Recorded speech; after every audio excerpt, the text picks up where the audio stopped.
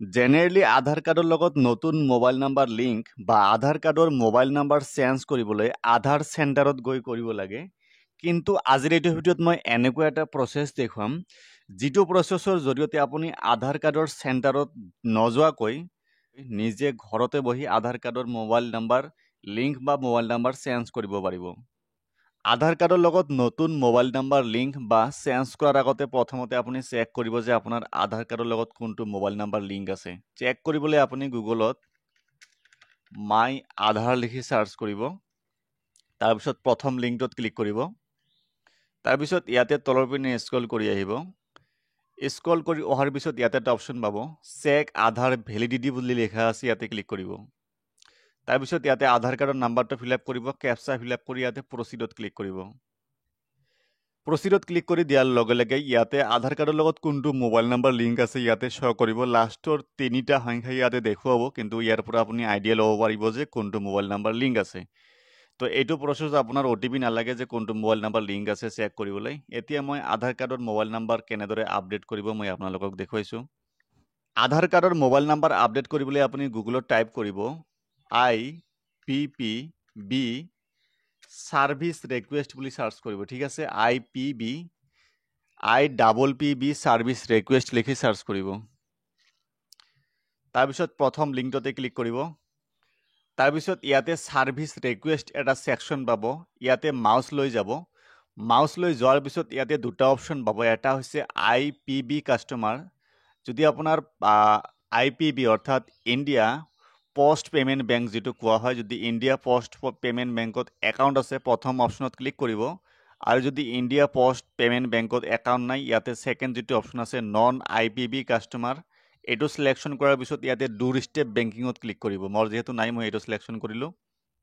তাৰপিছত ইয়াতে তলৰ পিনে স্ক্ৰল কৰিব। স্ক্ৰল কৰাৰ পিছত ইয়াতে এটা অপশ্যন পাব আধাৰ মোবাইল আপডেট বুলি লিখা আছে, ইয়াতে ক্লিক কৰিব।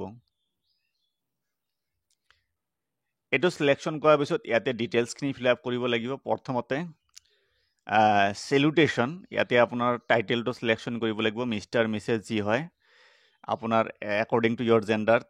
তাৰপিছত ইয়াতে ফাৰ্ষ্ট নেম, তাৰপিছত ইয়াতে লাষ্ট নেম। মই যিটো মোবাইল নাম্বাৰ লিংক কৰিব বিচাৰিছে ইয়াতে টাইপ কৰি দিব। ইমেইল ID লিংক কৰিব বিচাৰিলে ইয়াতে ইমেইল ID দিব পাৰে।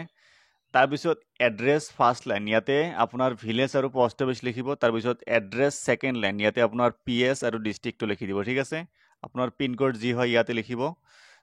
এই গোটেইখিনি ডিটেইলছ ফিল আপ কৰাৰ পিছত ইয়াতে নিয়াৰেষ্ট পোষ্ট অফিচ, আপোনাৰ ওচৰত যি পোষ্ট অফিচ আছে ইয়াৰ পৰা সিলেকশ্যন কৰিব লাগিব। পোষ্ট অফিচ সিলেকশ্যন কৰাৰ পিছত ইয়াতে কিছুমান ডিটেইলছ অট'মেটিক ফিল আপ হৈ আহিব, এইখিনি আপোনাক আৰু ফিল আপ কৰিব নালাগে। তাৰপিছত ইয়াতে এনি স্পেচিফিক ৰিকুৱেষ্ট বুলি ইয়াতে লিখা আছে, ইয়াতে বক্সত অলপ লিখিব লাগিব। ইয়াতে বক্সত আপোনালোকে লিখি দিব আধাৰ কাৰ্ড মোবাইল নাম্বাৰ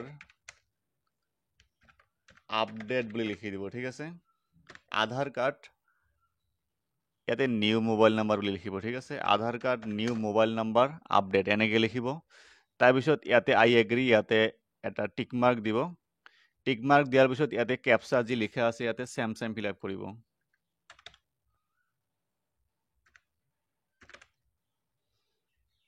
ইয়াতে কেপচা ফিল আপ কৰাৰ পিছত ইয়াতে সাবমিট বুলি লিখা আছে, সাবমিটত ক্লিক কৰিব। সাবমিটত ক্লিক কৰি দিয়াৰ লগে লগে ইয়াতে চাব পাৰে your submission has been successful. Mobile number update কৰাৰ যিখিনি অনলাইন প্ৰচেছ আছিল কমপ্লিট হ'ল।